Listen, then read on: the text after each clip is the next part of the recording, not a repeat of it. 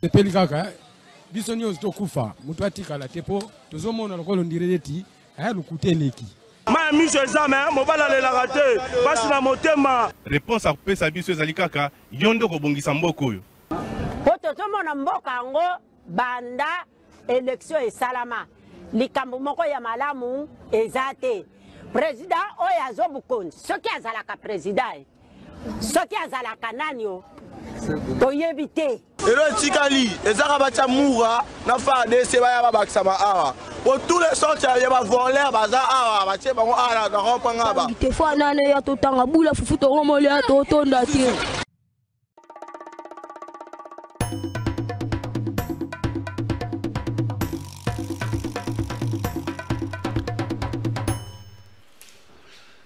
Mesdames, Messieurs, Kabila consulte à Goma. Pratiquement une semaine depuis que l'ancien chef d'État, les sénateurs à vie, le président honoraire Joseph Kabila consulte à Goma. Il consulte pourquoi? Parce qu'il estime qu'il y a la piste de solutions, que chacun amène sa partition pour la recherche et la paix.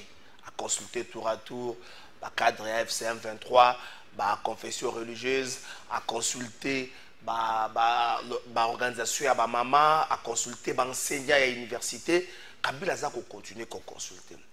Est-ce que consultation est ce qui a silicé et qui a eu déshydraté à bateau à kosala na yango nini pe a komema yango wapi motuna makasi oyo bandeko baza kozela na démarche oyo Kabila azali komene yango wana mbote na bino nyonso esika bozali congolais pris de paix congolais ya motema molamu bato nyonso balingaka pile moitié du Congo na pesi bino mbote na tongo ya lelo oyo na banzi ete bozali malamu na mabota mabino crise politique na mboka na biso crise sécuritaire na mboka na biso solution ezali nini?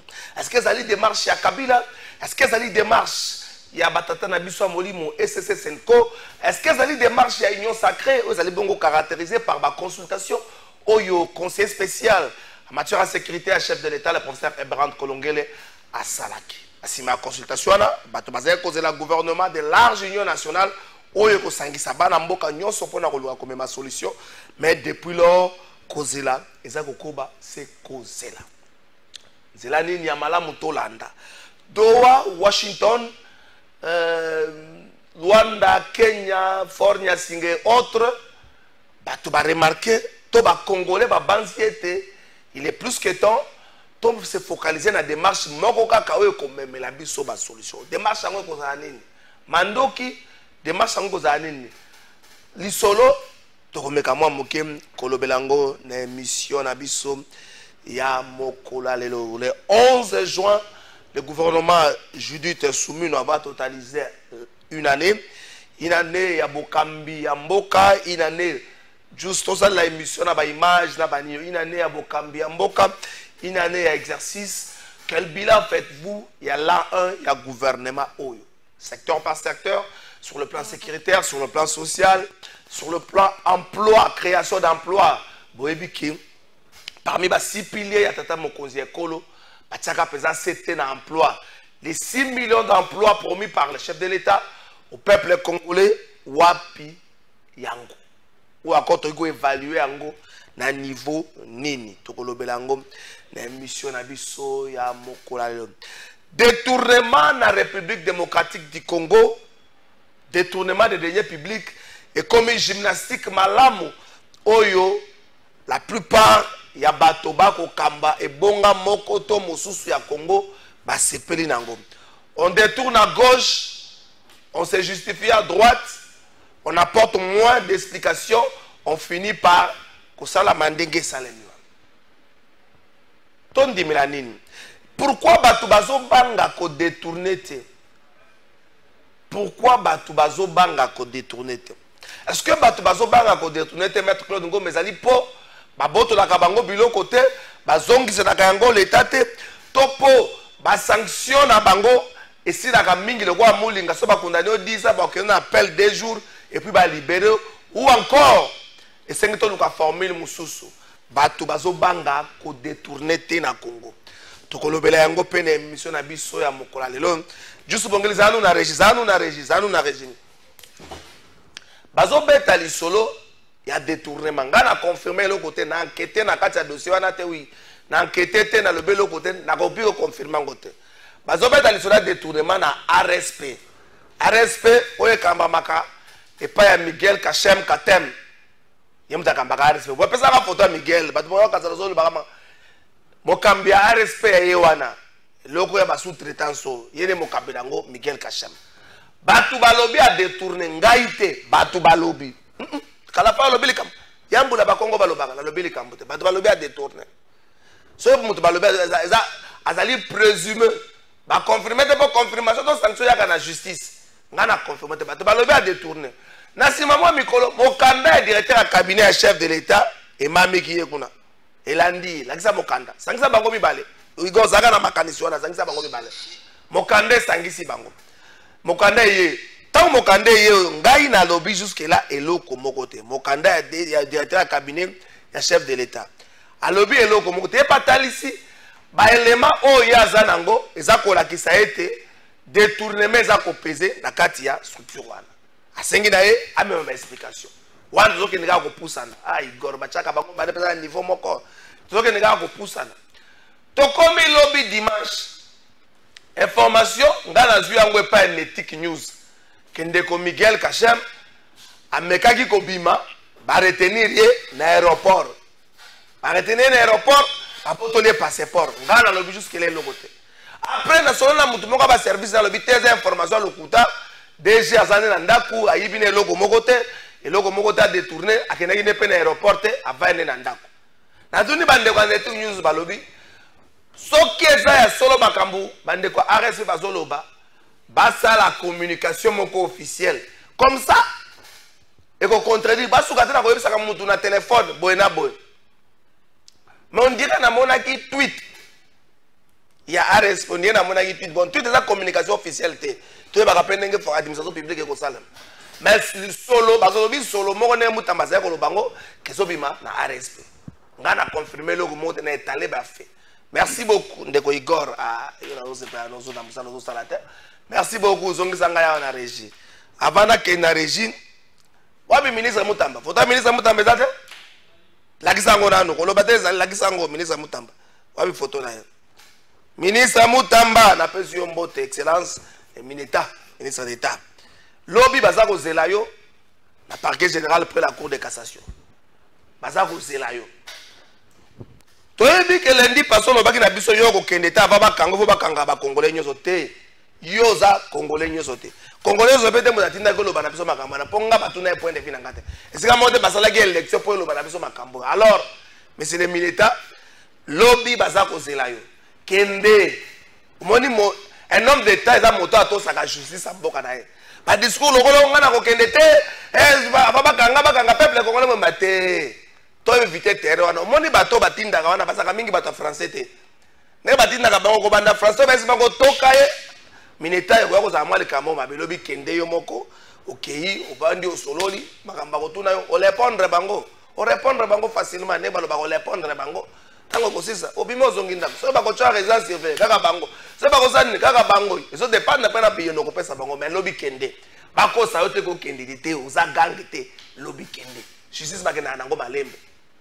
Vous avez mon juriste, on a le baguette. Dans le lobby. Merci beaucoup. Toyoka ba ministre et gouvernement souminois.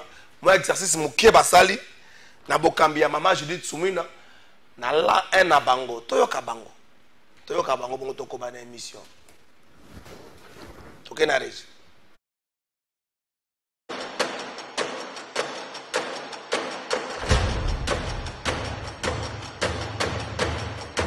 Qui était en charge de la planification des villes. C'est en fait deux ministères combinés. Et je vais quand même le dire en ligne à la. Pour créer les bons emplois, il faut avoir les bonnes personnes formées. Nous avons obtenu des victoires diplomatiques très importantes. Dans les actions phares, ça a été la mise en place des permis de conduire. Gouvernement souminois, l'an 1, le bilan à suivre dès ce 1er juin sur votre chaîne.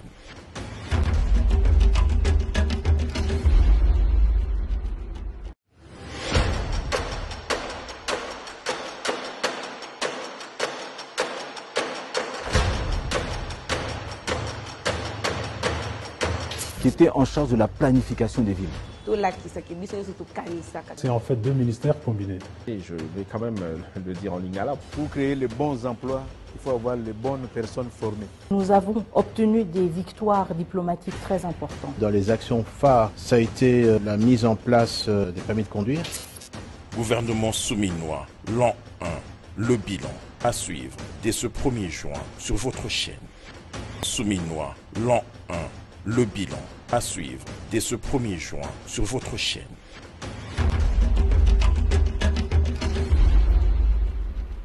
Merci beaucoup, Maman Souminois. Une année, il y a un gouvernement à Ndeko. Il y a un ndako, il y a un mécanisme. Il y a un ndako, on peut évaluer. Mais évaluer en gros avec des éléments. Secteur par secteur. Secteur sanitaire, secteur sécuritaire, secteur économique. Évaluer en gros. Il y a un ndako, kolobate ke bato bazana plateau ba pesa. Pour bato bazana plateau ba lesa kayote. Tango vanda yo moko tinda ka mama na westoza mama moko kenda ka wenze yo moko yeba difficulté toza okuta nango donc évaluer na ndenge na maître Claude Ngoma na pesi yo mbote mbote ndeko Kalafai mbote na ndeko na ngai tomesana na eko kabola makanisi na ba plateau ebele pona tombwama ya mboka na biso na tikeli yo l'attitude ya pe primaire ya ko présenter ye mbote na ba congomani nyonso bazali kolanda biso na ngongo yo mbote na président national ya lingomba politique na ngai oto bengi nouvel élan esika zomi na mikili ya poto na ba séance de travail toujours la zo kanisa ko réfléchir mingi na ndenge nini akoki ko pesa ba solution na ba crise toali nango et na suka nango na pesi le secrétaire général Blanchard Mongomba mbote azolanda biso quelque part awa na Kinshasa. Merci beaucoup Maître Joseph Kajingulu yo pena pesi yo mbote. Mbote ndeko Kalafai, mbote na bakongo mani bonso bakolanda biso, bakolimbisa biso na otikatanga mwa grippe kuna elangi komi deja makasi. Komona miso na ngai pe mongongo yali ya kobeba katanga malili. Image tozo pesa na ndako yango yo oyo ya Maître Kajingulu. Wapi juice image to pesa oya Maître Kajingulu image to lakisa Maître Kajingulu image to pesa ndako yango eza mwa mwindu te eza mwa mwindu juice yako bongisa ngo eza mwa mwindu vas-y Maître bon école vas-y eza problème te yazo yako bongisa oye mbote ndeko Kalafai mbote na bakongomani banso bakolanda biso. Je disais, bandeko bakolimbisa moi miso ekuza kotela et puis moi grippe mongongo pe kobeba na oti okatanga tozaki na activité monene kuna elange komi déjà makasi awa na pesi mbote na ba capable nyonso ya ASER Action Commune pour la République avec une mention particulière au capable président honorable Eliezer Ntambwe, à la capable secrétaire générale Sophie Kakoudi bango benana délégation monene utaki sasa na bandeko ya Benelux neti ba capable bibi bileo o ya Canada reine de la Changu tokitaki Katanga sur invitation ya maître Deka Kalombo capable interfédéral ya Okatanga et capable premier vice président ya Okatanga Fabrice Mpia topesi bango mbote na longonya basali tango babimisa ki ba Lyon na Katanga Lyon monene pe naturel Eliezer Ntambwe akiti de to maîtriser ba de Lyon to sali mama na manifestation la salle du 30 juin. Merci beaucoup bana Okatanga ba capable nyonso capable Michel Kasangana capable Rosine Cécile des mamans ba capable banso bolim sangana ko simba ba komona binyonso te capable Valentin ba capable banso Okatanga Matondo toi ça qui dit la accent sana et si kaneko trésor comme ASER to bengaka action commune génazo ça ne to bengaka ASER action commune to sali kaka deux jours to ekisasa les 31 samedi et koleka et indaki na ndenga ko sakana te na 7e rue limité longonya félicitations na interfédéral ya Kisasa Fabrice Yembo na ba adjoint na nyonso ba capable nyonso ba honorable capable honorable Wemankoy capable Philomène ba capable nyonso kozanga te ko pesa na papa Gilles Bumba ya église Dieu vivant Dieu de Sikatenda il y a qui peut accompagner Acer officiellement na bandimenaye ebele yango to lobaka ba lobaka que la politique du diable ce sont des fainéants parce que la Bible dit quand un juste règne le peuple est dans la paix. Merci bana Acer, courage to continuer bitumba na biso na pouvoir to lobaka le pouvoir de l'amour et non l'amour du pouvoir sans poste mais talam maye Acera kosal courage na capable président. Courage à la capable secrétaire générale. Merci beaucoup, maître Kebongo. Merci, Trésor, parce que au Kitato Kindekatanga prochainement, au Rosalapé, parmi les grands invités, il y a Acer. Merci beaucoup, maître. Maître Claude Ngoma. Batubazo Banga a détourné. Et comme le rôle de la discipline sportive préférée, il y a des dirigeants congolais. Dans tous les secteurs, dans tous les domaines, solo oya makasi à part bonjour les abonnés ça vous avez 2 millions vous avez 3 millions vous avez 1000 2 millions 2 millions 3 millions 4 millions. Qu'est-ce qui justifie ces comportements? Est-ce que le fait que sanctueuse ali moi makasité sanctueuse et que nakatina soukate motako yibe puis na sema baloliebo motako sala pourquoi batu bazo banga ko yibate? Non, c'est-à-dire que il faut total d'abord c'est le système. Système evandisami, système oyo evandisami n'a pas détournement. Et gouvernance, il y a Félix Tshisekedi, ils allaient caractériser n'a pas détournement, il y a deniers publics grave. Au-delà de tout, le président lui-même ne sanctionne pas. Président, non, on a monaté que président Yemuka Benda Matoyi Abato n'a pas plein conseil des ministres. Rien. Est-ce que l'unique accepté que Batunion se basoyi babayi belarande mon côté? C'est ça, n'a mis une question, j'ai réfléchi à ciel ouvert. Batunion se basoyi bambongo à l'État. Détournement nuit et jour. Est-ce que bayi belarande mon quantité? Parce que le chef doit sanctionner. Mais le chef ne sanctionne pas.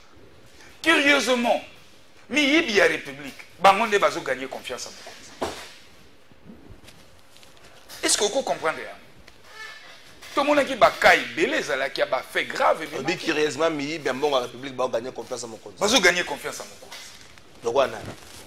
Mais bango nyonso na ko bando tanga bangwa Miguel Kazadi, ba proche nyonso yayi. C'est ça, faiblesse na bango. Mais Miguel c'est pas certifié, c'est pas conclu qui a ibi. Azo jouir bango nyonso tous les voleurs de la République bango nyonso bazo jouir la présomption d'innocence. Ce n'est pas Claude Ngoma qui a le pouvoir il y a qu'au qualifier de détournement. Non, c'est pas moi. Mais nous dénonçons. Toujours que dénoncer bah fait grave il y a détournement. Oyolele zo ko caractériser gouvernance il y a Félix Tshisekedi. Imaginez-vous tout ça la machine banda mandat libosoti na deuxième mandat. Ba millions nyonso o ba ibe ko tonga be kolte. Et c'est 145 territoires.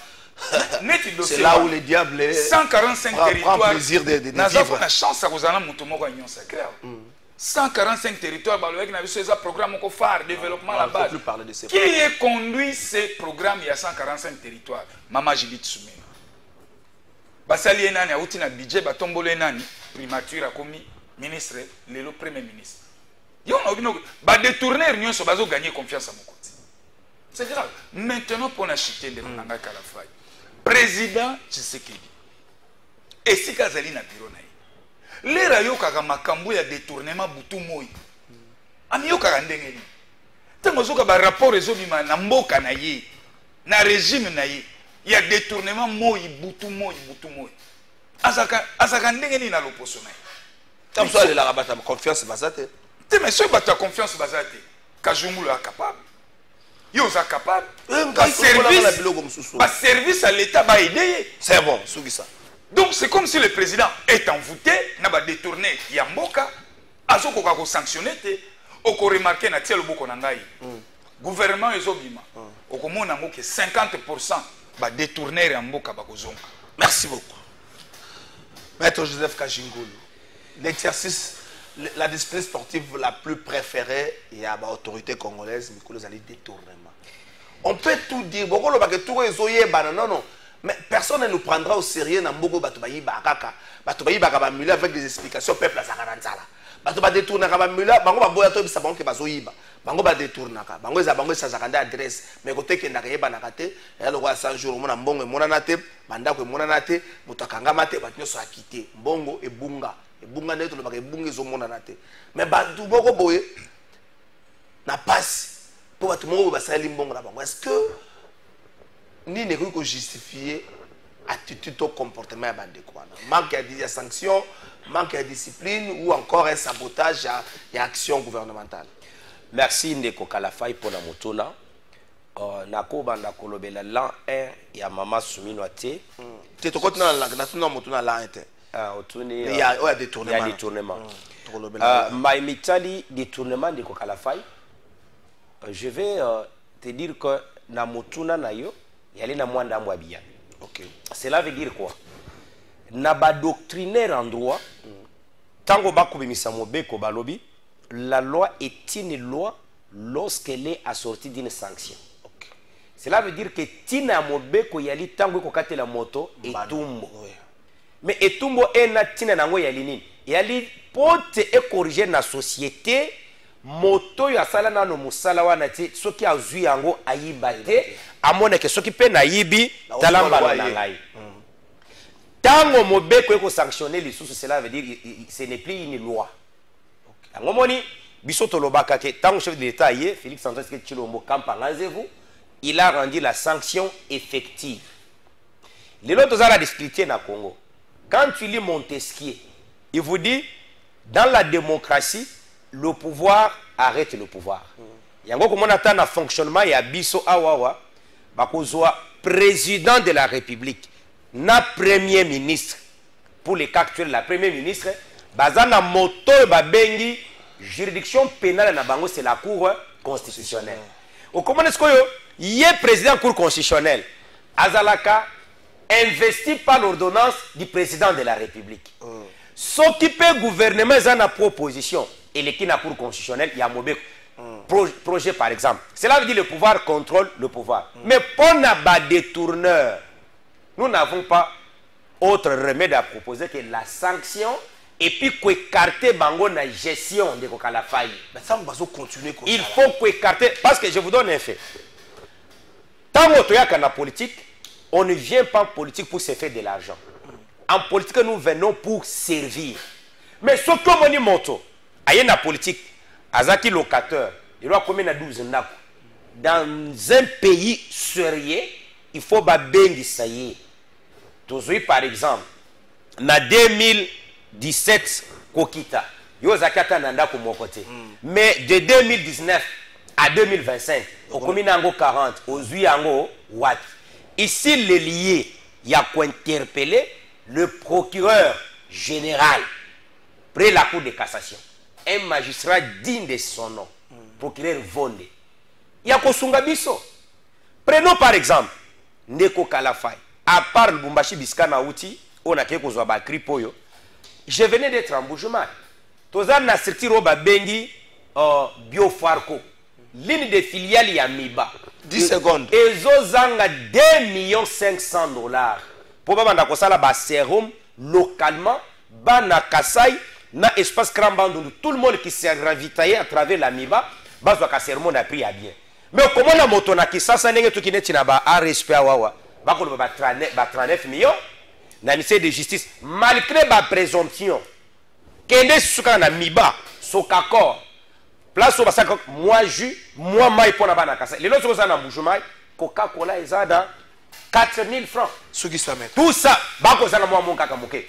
En définitive, gouvernement Koya, nous ne serons pas d'accord que tout le monde a un sur qui pèserait soupçon il y a détournement. Le Congo appartient aux hommes honnêtes qui nous suivent ici. Vous savez, le chef de l'État Félix Tshisekedi, on peut tout dire sur ces présidents, mais Ali Mokoya président, l'histoire Mokoya, les gens vont commencer à les préférer un jour. Lorsque Montoyer, en tant que chef de l'État, vous dit que la justice est malade, c'est un bon monsieur. Parce qu'il est aussi congolais comme nous tous. Il a aussi le droit de dénoncer. Ce n'est pas parce que Kalafai est journaliste, il ne peut pas dénoncer les méfaits aux corporations, il y a des journalistes. Non. C'est ainsi que nous demandons au chef de l'État. Le gouvernement qui arrive, il est dit que c'est un gouvernement d'union nationale. Akende kozwa ba compétence na ba domaine nyonso na ba secteur nyonso atali na société civile na opposition même na PPRD oye basi ba oye se kufa ya ba rebelle oye ceux qui ba compétence ba homme sérieux bazali azwa merci pourvu que Congo ekende liboso mais pour na ba détourner net ba soupçon toyoki ah moi j'ai une information le chef de l'État lobby ezala makambo ya mutamba ezala ba Nicolas Kazadi que la justice fasse son travail. To senga na ba magistrat de transférié to lingité les jeux de pique-pont. Botie mutu na boloko 6 mois après ba Nikobela botikele biso ye. Congo eza ya binoté. Le Congo appartient à tout le monde. Nga na za mwana mwene ditu. Chez moi na bakanyo kakuna. Ba régime nyonso yo. Biso bakanyo kabano makabiso te. Merci beaucoup. C'est parmi les hommes sérieux honnêtes dans ces pays, nous les Kanyok. Merci beaucoup. Alors, on est avec le chef de l'État et puis la ville de Mweneditu, il y a les Moko Yabaville. Na espace Grand Kassai, où nous et Votaka Tshisekedi à 99%.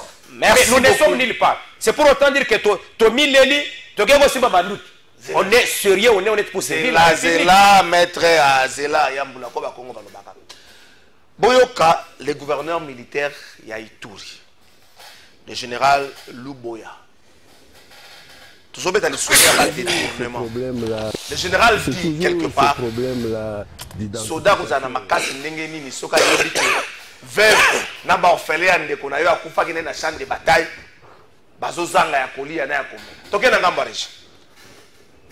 Vous savez, depuis des années nous avons toujours ce problème là d'identification des veuves et récemment là nous avons eu une équipe de l'IG, l'inspectorat général, qui est arrivé ici pour identifier les veuves. Mais malheureusement, c'est chaque fois qu'il passe ici que nous avons après des retombées comme celle-là. Et vous savez que nous sommes dans une zone opérationnelle. Nous sommes dans une zone opérationnelle, on ne peut pas venir nous distraire, on ne peut pas venir nous affaiblir avec ce genre de problème-là.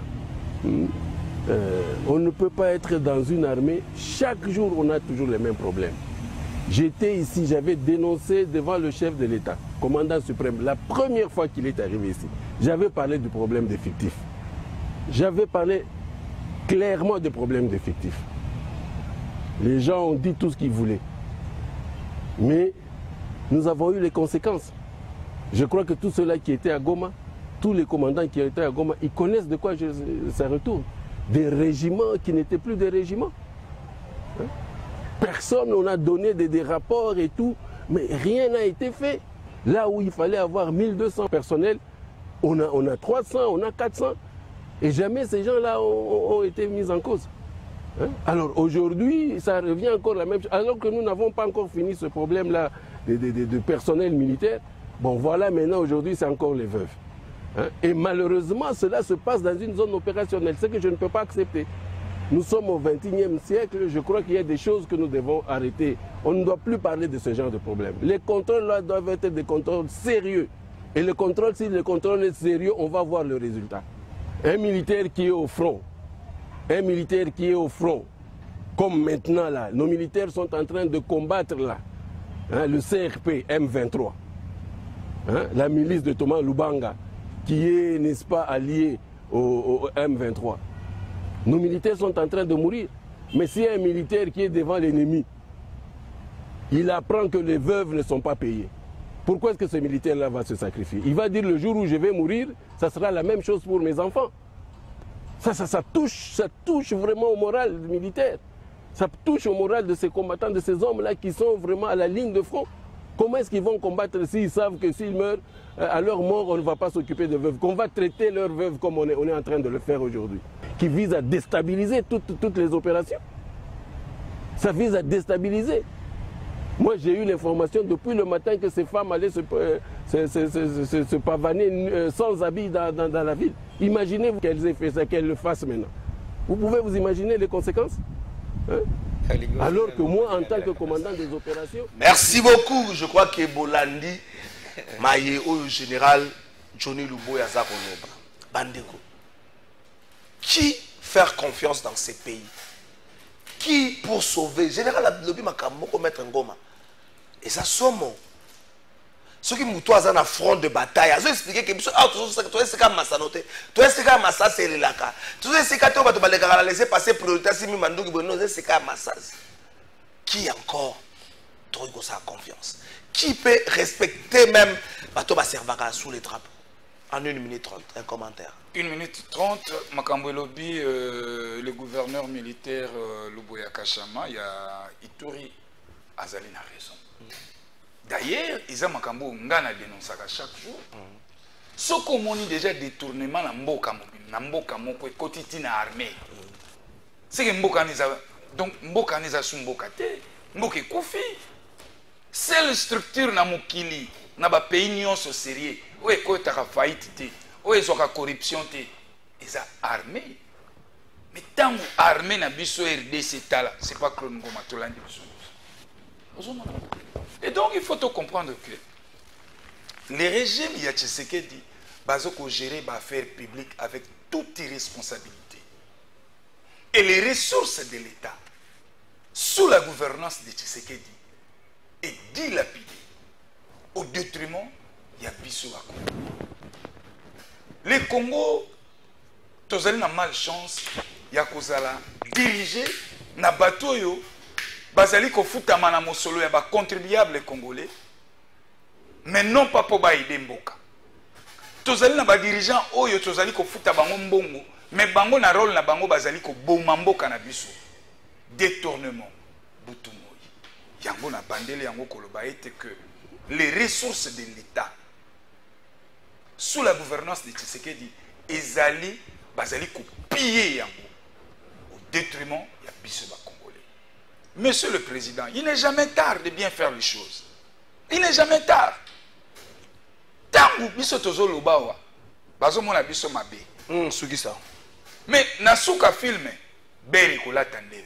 Nicolas Kazadi rozalate. Judith Sumino rozalate. Ba wana nyonso ba rozalate. Yondo ko porter fardeau nyonso.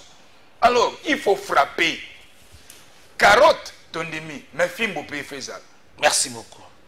Maître Kajungulu Joseph, image wana ya gouverneur militaire ya Ituri, cette interview, azako plaider pour na yemoko, azako plaider pour na baye o yu apesa kamobe ko peut exécuter dans des mamba militaire.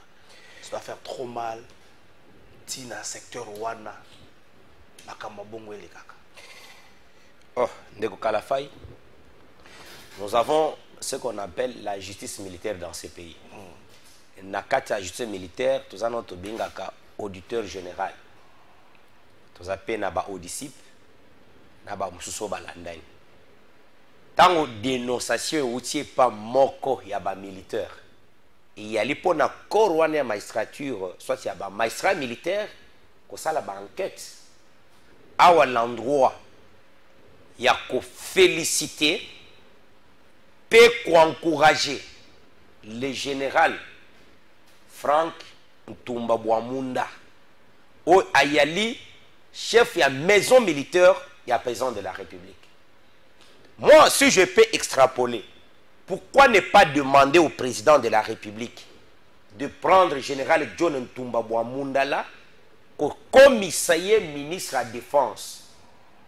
La promotion militaire. Écoute, je ne fais pas sa promotion. Nous sommes politiques. Nous, à la sœur, avant d'avoir le pouvoir, il y a déjà une idée de plusieurs généraux autour de la banquette pour la performance, attachement à la patrie. Ce qui est un général, un militaire, alina motema ya maman, comme Ntumba Bwamunda là, sont des gens qu'il faut promouvoir. Pourquoi je l'ai dit? Lorsque général John alobi na bino Luboya que ba militaire mususu baza ko futa mate soit ration na bango et kokoma ndenge longo ba mite, vous trouvez ça normal? Vous trouvez ça normal? Où est maintenant toi le ministre de la Défense? Rôle na yo zani. Et puis il y a un secteur moko, il fallait qu'on paie ses responsabilités. Il y a moto yebi ke ko bandana likili tina général tel talama kamunenge zalaka pe traitement. To elni na mboko na otoko benga la loi sur la proclamation militaire. Et puis si armée na biso 1 milliard l'an, 1,5 milliard annuellement. Cela veut dire, j'ai discuté avec un expert qui est aux États-Unis. Tout ça, il y a une étude à l'objet que votre armée là, vous avez la capacité à foutre à chaque militaire $500 pendant 5 ans et ça vous coûterait que 3 milliards de dollars. Je dis bien pendant 5 ans, pas une année. Donc, quand vous avez un budget à 18 milliards, vous avez 3 milliards, c'est pour le traitement des militaires, $500 par mois pendant 5 ans. Et c'est faisable. C'est faisable. Pourquoi Natsali n'a tangi kombo ya Franck Tumbabouamunda? Parce que j'ai des entrées, par exemple, à Beni.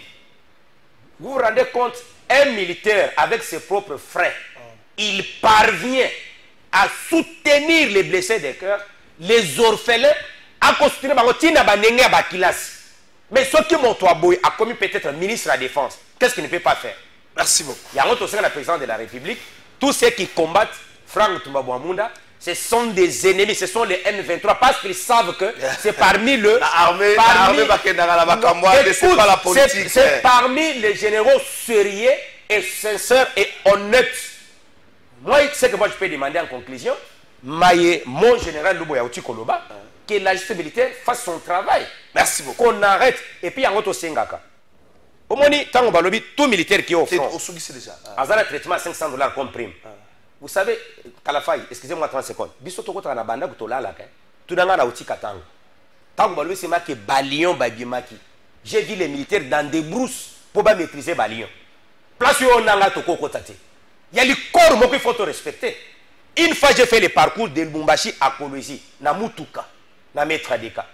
Dans des zones sensibles, au kuti bilenge, bana mike panabiso, alati teni akolala na place beaucoup de ceux qui battent au Kalafay. Merci beaucoup. Ce sont des gens qu'il faut respecter. Merci beaucoup. Le général John Ntumba, Babwa Kalisuna Makambo, général Luboya Outi Koloba pour la situation militaire. Merci beaucoup. Bonjour papa. À propos de détournement, l'exemple vient d'Ao. Le procureur Vondé a acheté une maison à l'étranger avec quel argent? Je ne fais pas de commentaires. Maître Claude Ngoma, maman Judith Souminois, le 11 juin, son gouvernement aura une année d'exercice et à pouvoir. Pouvez-vous, en 2 minutes, prendre des secteurs de la vie, la sécurité et les sociales? Ça, la bilan, 1 minute. La pression, ça peut mettre 2 minutes. Mais, mon cher ami, des secteurs opposés, les bilans négatifs. Ah. Bon, Torolobani. Sécurité. Torolobani. Cambrionnage. Et comme une monnaie courante. Vol à main armée. RDC, insécurité partout. Sécurité kaka, na présidence, na primature. Oh! Babiso nyonso soki tobimi bo tozo exposé. Gouvernement oyo gouvernement ya soni. Maman Judith Souminois azali une première ministre de situation difficile. On peut s'arrêter ta photo maman première ministre. Maman oyo il faut balongole na lumbango. Il y a une équipe gouvernementale na ye. Oh. Maintenant, on a incompétente à Boété. Na ba ministre, ba premier ministre nyonso tozwa. L'échec est à maman oyo. Judith Souminois. Après ma tante Ezaïe. Ma tante a même dans l'échec. Mais oui. Bon, ça m'a dit Bangotia. Non, dans le temps. Mais Kajungle, bon, ça m'a dit Bangotia. Surtout dans le temps, le premier ministre.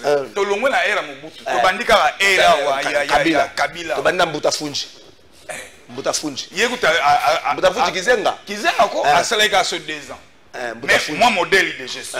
On a besoin bourse en Mbutafunji. On va aller terminal. On a besoin bourse en Mbutafunji. Mais maman j'ai dit tout une année yango jour pour jour. Na banda ko loba yango batia yete na primature. Maman ozo mona premier ministre. Azalaki ministre ya nani ya plan. Programme PDL 145 territoires. Ce que tu as vu au fumula placard wana. Mais maman, il faut qu'elle dans la cour constitutionnelle. A qu'elle ne répondre. Le programme est kenda wapi. Mbongo wana nyonso babimisa et salanini. Maman Judith na plateau o nazo kutuna yi. Na ba service bazolana. Ayebisa biso 145 territoires batonga combien des écoles. 145 territoires batongi combien de kilomètres de route. Vérifiable et autres mono. toke na secteur ya social. Social kobeta lisolo te. Les leviers comme cher. Social transport et appels social. Tala na Tongo, zala na boulevard Lumumba. C'est comme des réfugiés. Bazoya ville, baoki ma guerre na cham. Colonne moulaï bango nyos. Même mouvement na Tongo, même mouvement na Poko. Bango yo baza. Mais bango otali gouvernement o nyonso yango na lobby ndeko nanga Kalafai. Chef du gouvernement. Na équipe ne nyonso. Bango nyonso basali soni ya mboka. Même Tabazo Betela biso lisolo 20 milliards de dollars comme budget.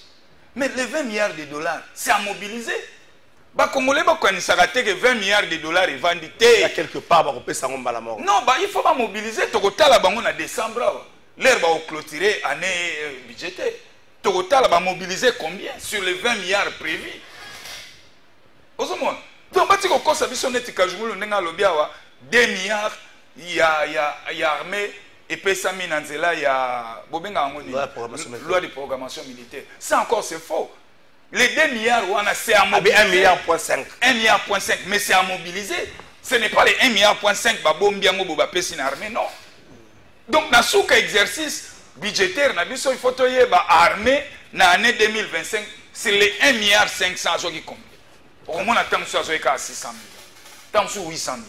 D'où ce gouvernement ici. Monsieur le Président, il est encore grand à Otigan a 2 ans. Otigan a 2 ans. Toi, 2025. Otigan a 2 ans. Pourquoi on a souké ça année électorale? Merci beaucoup. Inter a gagné Barça, na goal à virage. Na minute à souka. Donc, Président Yopé, a gagné confiance à Congolais, na minute à souka. Il n'est jamais tard. Mais que ça, la confiance na bateau à gouvernement. Président, que ça, la confiance na bateau. Tu as en 2020. Merci beaucoup, les Congolais. La confiance de la parière et à Paris Foot. La confiance à ta minute à Souka. Soka beta qui peut être la maîtrise nango za nani comme la penge presse la maîtrise nango 21 ato beta qui 21 za la confiance et que les chers Congolais soko moni ba kozi ba ko beta bilo sur 145 territoires ko ma ko pekisa bango. Boko pekisa bango pour année parce qu'un programme ou un projet ça dans le temps. C'est de 2021 à 2023. On ne peut pas continuer à 2025. Ça pour autant, on peut expliquer. On va mettre la capsule sur la 145. Ce qu'on m'a dit, mon conseiller, 145 territoires. On ne peut plus continuer dans les projets à 145 territoires. Ça serait, je ne vais pas utiliser des mots chargés, mais vous allez m'abêter continuer dans les solos. Il faut aussi là. Ce qu'on sait, éthique à le bongo, n'est mettre Kachunga lobby, juste à évaluer qu'est-ce qui a été fait, qu'est-ce qui n'a pas été fait, mon solo bon et bimi. Dans un banc, la gepnid, de sous la naïm avec pnid. Tout cela là bango mabe. Na comme ko banga maître Kajingulu. Là évalué dans 2 secteurs social et sécurité. Merci Kalafai parce que mon tournoi Yali avait beaucoup de précisions. Là à maman Judith dans 2 secteurs sécurité et social. Je crois que là nous en est Claude Ngomate. Parce qu'il a dit que tu veux le débat du dé, je peux pas verser la faiblesse à vie. On est Claude Ngoma, il y a maman Rachel Makambalobe, maître Claude Ngoma, tika maman Ndona, qui m'a tué que vous convoité poste wana, poste naïe, maman Rachel. Il y a pas longtemps, na ko sala analyse maman Rachel a fait d'antama, na ko pesa bien pour structurer d'abord tous ceux qui ont été premiers ministres dans ce pays. Ngoma il y a pas longtemps il défendait le gouvernement. Non, je défendais le président. Pas les gouverneurs. Je ne fais pas de cela un débat. La nanga. Oui, quand on va nagi koloba, na fandaki ntama, fandaki kimia, fandantama to solo la, solo amoka. Abana ko défendre gouvernement. Le président. Président tout comme régime. Parce que quand tu soutiens le président, c'est son régime. Le régime, là-dedans, il y a le gouvernement et les institutions. Il ne va pas s'échapper. Il est devant quelqu'un de professionnel. Bon. Tergiversation politique qui se trouve chez Adolphe Mozi, je t'encourage. Et je demande même aux Congolais, Bobambe Mabangate, les erreurs ne manquent pas dans un parcours politique. Cela veut dire, en quelque sorte, c'est de l'immoralité politique. Si c'est en politique, il faut savoir s'assumer. Nous, ASEUR, Action Commune pour la République, nous avons 14 députés nationaux. Nous avons combien de partis politiques? Nous avons parti. Non, nous avons parti. ne m'amenez pas à ce stade parce que tu étais chez Kangolongo. Non, chez Kangolongo, on était dans un partenariat avec ma fondation, lui et son parti politique. Et quand, les accords existent. Okay. Et quand il y a eu maintenant la conviction de créer le parti, je suis allé, on a créé le parti avec l'honorable Élysée Ntambo et d'autres capables. Cela veut dire, je n'en fais pas ça un problème. C'est comme ça que j'ai demandé au peuple congolais Babambe et Mabangati. Azongi et pas Fomompa, c'est parmi les premiers ministres quand même qui ont tenté à faire quelque chose. Mais il y a un problème. Qu'est-ce qui justifie Tango perd son âme, notre patriarche Antoine Kizenga. Boutafunji Nengo Lobi. Azaka premier ministre, Bissonio Sonisato Awa. Tolia moi, bourse. Tolia, Nana Bufango. Nala Bisoba, Tutana Bamboka. Ozana, Umoni Moino Nanti Mili à 3 mois. Parce que c'était 30 000 si je m'abuse. Revenons à cette époque-là. 30 000 Zakimon Bongo Ebele. Ocha moi provision, moi na campus Kuna, Masolo Carré. Mais qu'est-ce qui a fait que Tango Kaka, Grand Mukishi, Otobenga Kapé, Antoine Kizenga a daillé? A daillé, a longwe, Mozito aye, Bakata déjà pris. Bakata prime tes bourses. Bourse, Bakata Ngoponani. C'est que moi, Moïdi Kotaki. Parce que moi, j'ai appris que tant que Mozito était premier ministre, Azaki Neti, permettez-moi les termes, Neti, garçon de course, il y a Kalev Mouton. On m'a donné même une information qu'un jour, en route vers le Congo central, Kalev Mouton a bengi et Mozito a zongamba au premier ministre. Oh, Abaluki. Abaluki a zongi. Donc, on a fait copier ce rapport. Batouane Kozele, mais Ayaki Kokende Naye, Azaki Neti peut-être qu'il y a un matadi Kibala. Kalev a bengi Nagon. Monsieur Thio, a zongamba, il y a un copier ce rapport, pas Kalev. Parce que nous sommes sans ignorer qu'à l'époque à Kabila, c'était Kalev Namouilani qui était les chefs de corps. Nous te demandons ça la loi. Mais ce que tu as scripté, le premier ministre Sobaleka, Katina Bango, les meilleurs, c'est Papa Antoine Kizenga, personnel, Etienne Tshisekedi il y a 3 mois. Tu as habité à Kabila. Tu à Kabila. Na Bango Nyoso. À part Papa Antoine Kizenga, na Bango Nyoso ba fin. Bon Matata. Matata, Bukangalo c'est ça. Tu sais quand on gère, vous voyez bien que Namboka, au Bakot Sakana, ordre national, il y a des héros, Kabila et Lumumba. Ce sont les gens qui se distinguent dans la bonne gestion. Vous voyez que Namboka, même Joseph Kabila, ne mérite pas la valeur loi sur les anciens chefs d'État. Il ne mérite pas. Parce que quelle est la gestion? La minute que je t'ai dit, na Kobanda 2000, premier ministre Nyossi Kabila. À part Antoine Kizenga. Mais maman Judith, pour ne pas la défendre, cette maman est en train de se distinguer d'une manière que au moins vous allez misoya ba prophète pour moi que c'est une première ministre compétente. Secteur social et puis j'en viens. On a une minute et une minute. Que ça n'a pas communicateur. Oye maman Judith soumis un peu ça comme mongo. Mais on a tout ça par rapport à Barista tout ça nango. Dans un pays, les premiers diplomates, c'est le chef de l'État. Et la deuxième, comme le cas de Fikir, c'est la première ministre. Cette victoire sur le plan diplomatique, Judith a contribué. Sur le plan social, Kalafay, les lots, ils accouchent où c'est na Bondeko. Même à la césarienne, qui coûtait $700, gratos, la gratuité de la maternité. Parce que social na Congo, c'est que tout le monde comme social, il y a l'Ikaka, Foufou, Kwanga, na Matamba, na Lunda. Mais dire que si le plan social qui a tout fait, c'est être bête. Il y a toujours grogne sur le plan social. Mais quelque chose est mécanique. Quand tu prends par exemple la gratuité de l'enseignement là, ça a été consacré. Mais ma camion sont là pérenniser. Je prends par exemple, pour ne pas être focus sur un ministre. Parce que moi, je dois être aussi conséquent dans ma communication. Secteur sécurité. Il y a Judith Soumino. Les ministres qui ont marqué l'histoire, pour lesquels tu as reconduction, c'est le ministre de la Finance, Doudou Famba. Je te donne les faits. Doudou Famba arrive, à lobby, à Pékissi d'abord, paiement tweet par mode d'urgence. À Boyi.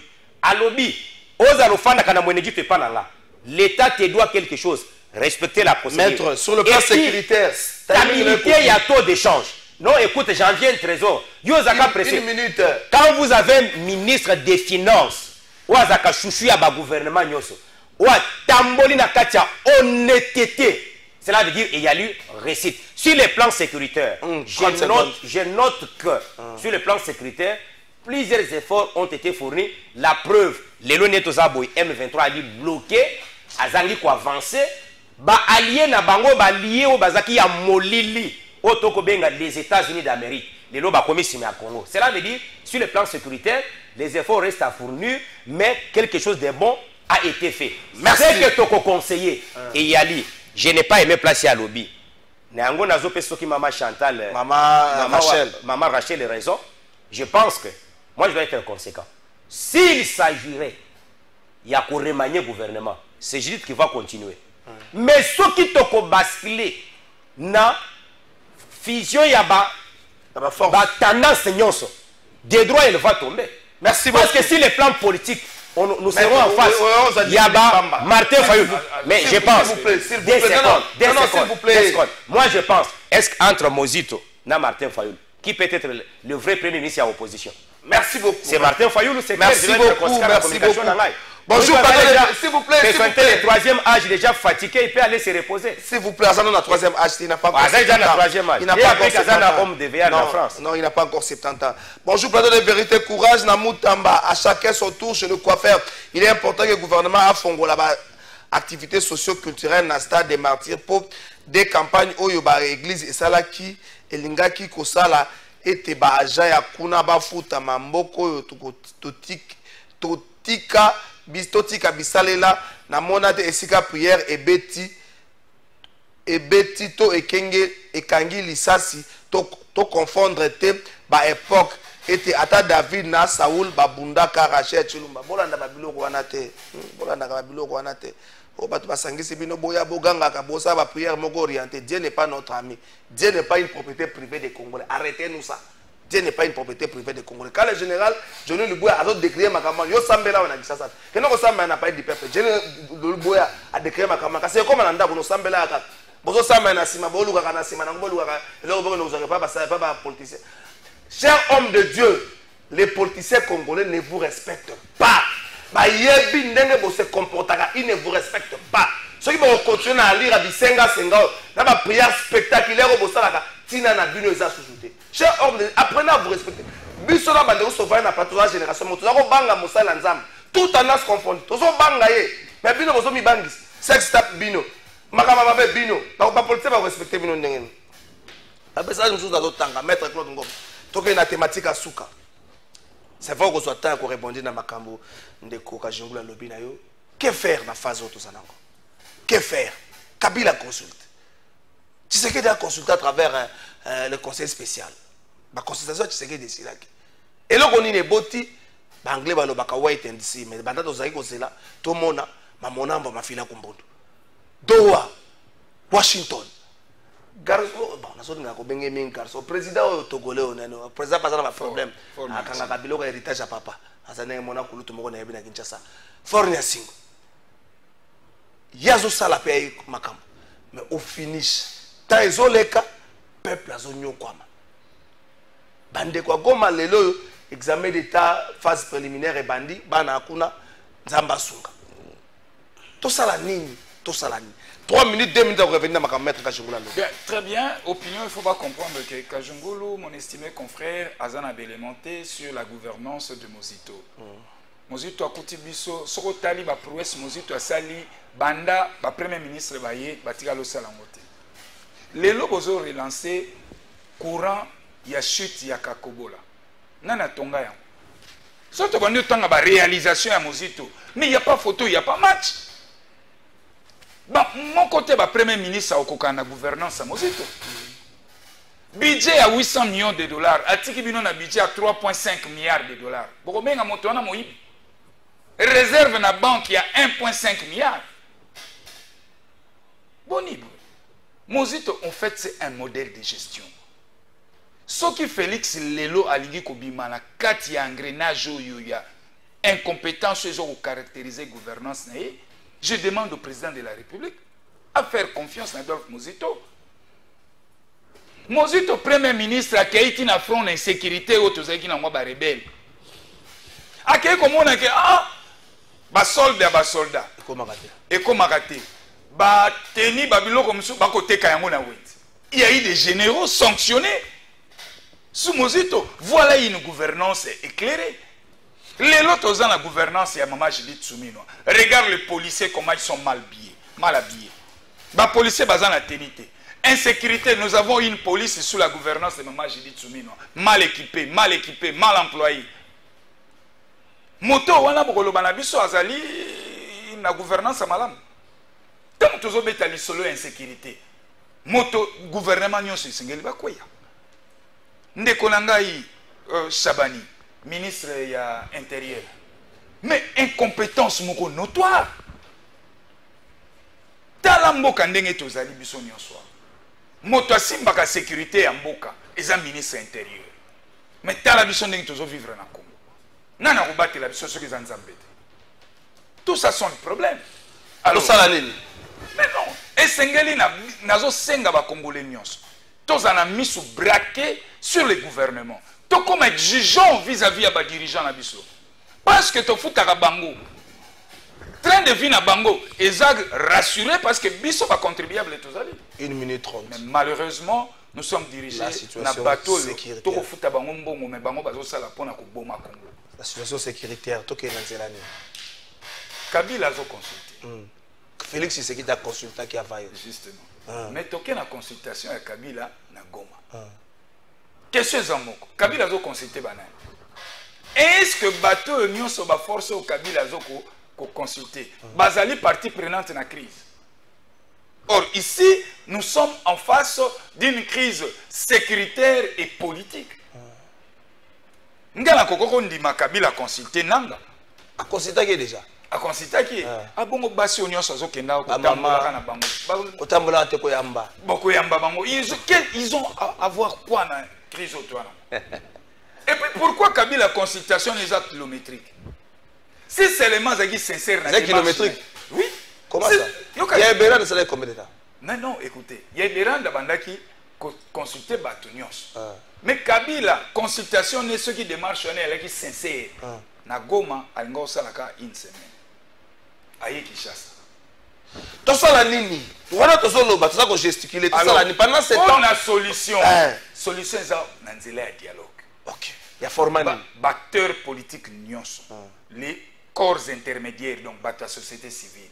Biso nyonso sengeli to vendre sika moko tolo ba monoko moko. Parce que seul les dialogues qui vont nous procurer une paix durable. Merci beaucoup. Négociation. Parce que le dialogue est différemment à la négociation. Dialogue en Mouezani. Un dialogue où il est basé dans 4 axes. Vérité, réconciliation et paix. Tout le monde a vérité. Tu sais que Dieu peut gérer ma paix. Nango simbi mandu ki ponani. Merci Kabila yo po kebo ponani. To senga na bolim distribution nyonso to tala Congo to tombola yango to kende. Merci beaucoup. Bonjour Kalafa, je suis de l'IDPS, Maître Kajingulu Atika Sentiment et des secteurs Ezali Échec Ndeko Alain Nambinza. Ah, IDPS. Bonjour Trésor, c'est vraiment triste et regrettable d'entendre des dénonciations du général gouverneur. Où est la place de la sanction lorsque les autorités sont absentes ou préoccupées par autre chose que la gestion de la République? Le bilan de ces gouvernements est marqué par la fraude, les détournements de deniers publics et les mensonges dans la gouvernance. Sur le plan sécuritaire, c'est un échec total. La guerre persiste, les enlèvements, les tueries et les braquages se multiplient sans que les réponses efficaces ne soient apportées. Merci Ndeko. Bonjour Ndeko Trésor. Ezangai héritier Ndeko wana amonaki union sacrée à Longwa Lisusu à Congo. Tozo Lukanini à comprendre le message. Bonjour Trésor, j'espère que vous allez bien. La performance du gouvernement actuel est basée sur la capacité à résoudre les urgences. Mais sur le terrain, il n'y a pas d'écho de cette position. Mais le gouvernement doit continuer à travailler dur pour le salut du peuple. C'est Maître Bindadier levé depuis quelque part. Merci beaucoup. Anzambe. Bongo ezalata makaza. Bonjour Kalapai, vraiment makambu général à lobby eza passe na motema.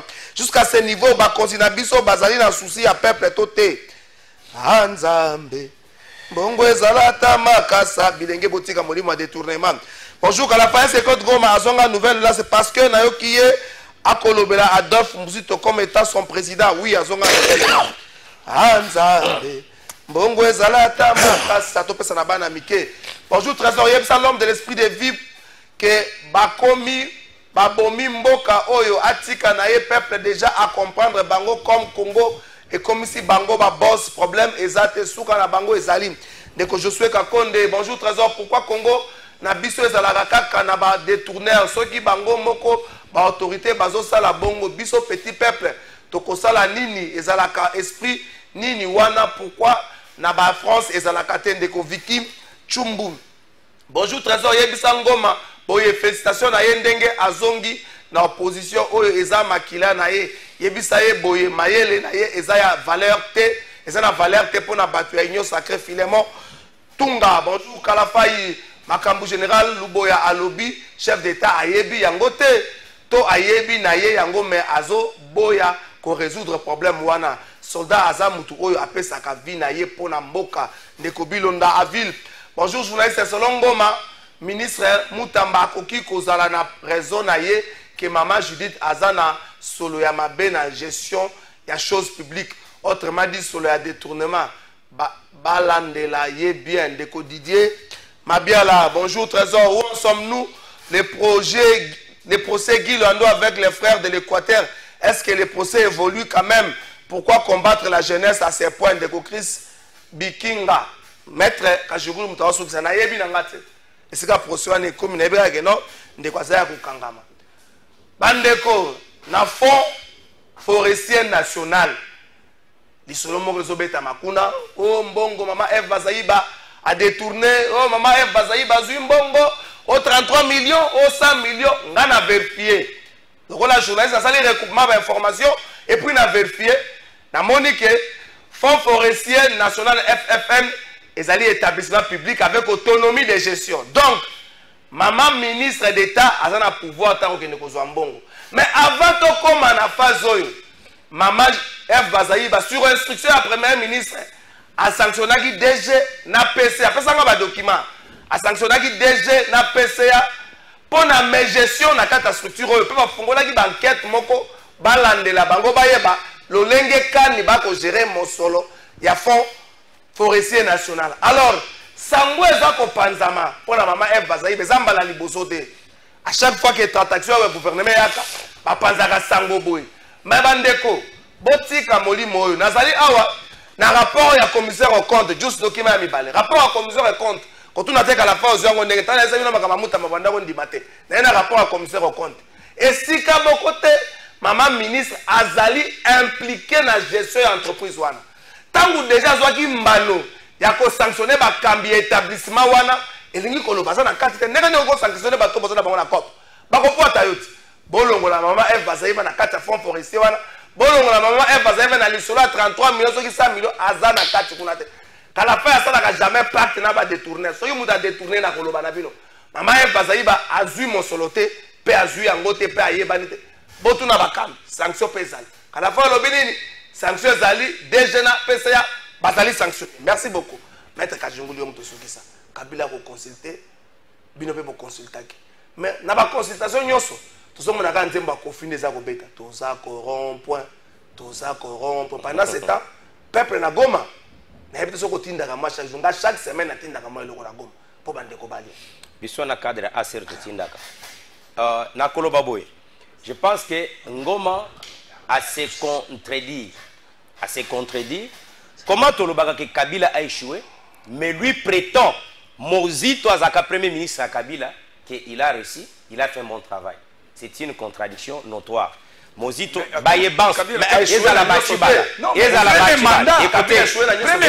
pour les Congolais savent que Kabila n'a rien fait dans ce pays. Premier ministre va travailler dans Kabila fin. Vous ne pouvez pas comparer Bango na Souminoa. Et je ne dis pas que Souminoa est compétente à 100% et qu'il a fait à 100%. Non. Et Matata consultation. Ah, Matata, c'est. Mais tout n'est pas Bukangalozo. Simple exercice. Là, Matata va faire tous les points. Matata va faire ça qui est bon pour construire les Congolais 1000 écoles là. Et la bancarisation.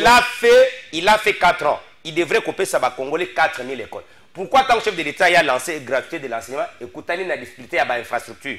C'est parce que Matata n'avait pas fait le travail. Et la bancarisation. Ce qui est vrai entre Matata et Mozito est bon que Matata. Si on peut aller à ce stade-là. Mais pour la consultation à Kabila, Kabila ne consulte pas. La pensée cachée, c'est quoi? Kagame est très asphyxié par les Américains par rapport à Bouzo Banaye à Salena Est pendant 30 ans, ensemble avec les démocrates. Tant que les républicains, vous voyez, les bêtises qui continuent sur ce boété. Les mettre fin à la bêtise. Dis-le qu'il y a d'ici 2 semaines, ce qui nous a mis à Zanabiso, Zanabiso boye. Ce qui a bâti mon colotte entre accord entre les ISA et la RDC, c'est fini. Ne Kagame a signé ce qu'on appelle accord de principe. Moyen continuer dans les militaires pour agresser Congo et Kozalate, ne batindi Kabila Kolo Lisolo. Rappelez-vous que Félix Tshisekedi, président de la République, a l'obaki que l'AFC c'est Kabila. Quelle serait la solution? Écoute, quelle cache consultation à Kabila? Azako, il est en train de nous aveugler.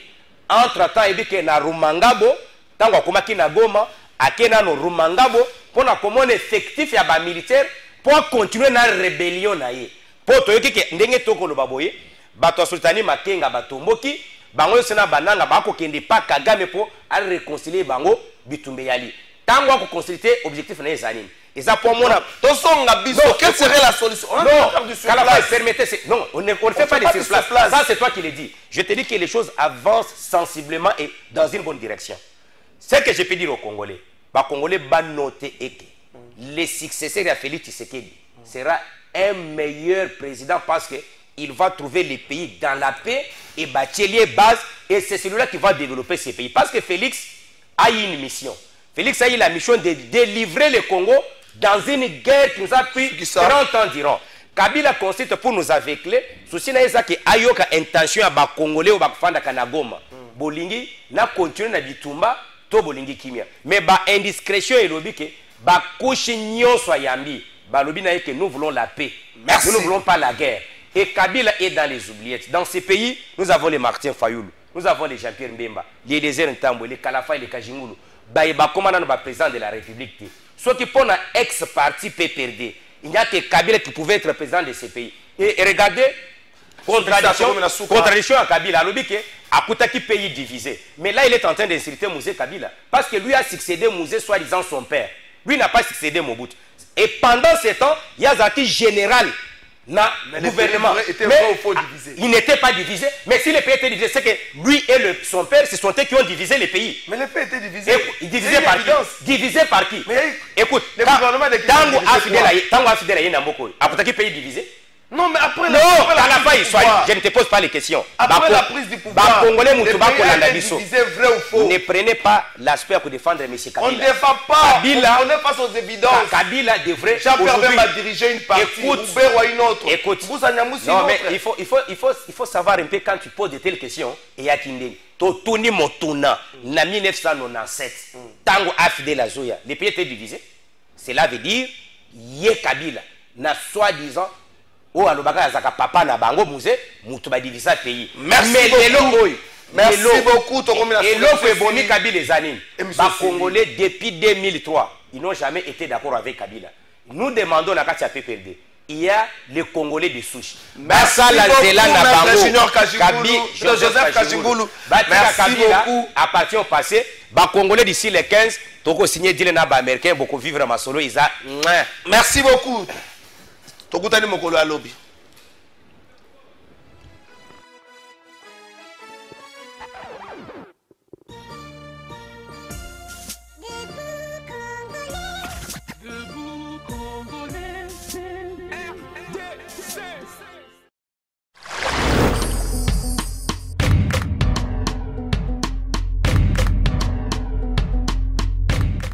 Vous aimez quand c'est chaud et généreux? Dis-moi tout. Canal+ met du piment dans votre télé.